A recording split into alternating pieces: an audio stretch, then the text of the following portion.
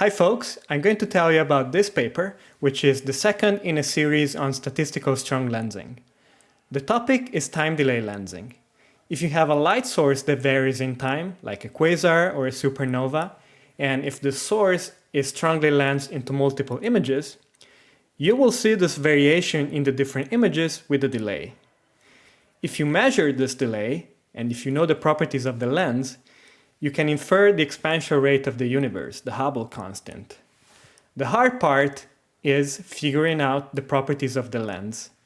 You can use the strongly lensed images to constrain the lens model, but there's a fundamental limit to how much information you can get out of those data. So typically we combine lensing with stellar kinematics, the velocity dispersion of the lens. But is that the only way?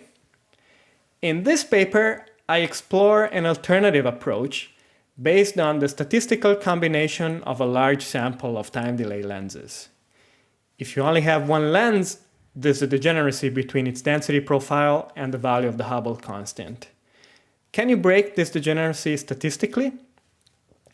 To answer this question, I generated a sample of 100 simulated time delay lenses, and then I fitted these data with the Bayesian hierarchical model. And this is the result shown in purple. This is the inference of the key model parameters, things like the stellar mass to light ratio, the dark matter density profile, and most importantly, the Hubble constant. With this data, you can recover H0 to 3% with 3% precision, although there's a little bit of a bias, and that has to do with the fact that the model is not a perfect description of the truth that I assumed when making the simulation. What if you want to measure H0 to 1%? Can you do that? Yes, provided that you have a good prior on the lens structural parameters.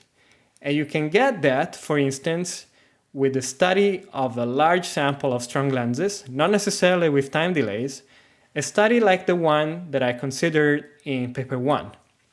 If you use that information as a prior, you get the red contour, which gives you H0 almost to 1%. Otherwise, you can always work with a larger sample of time delay lenses.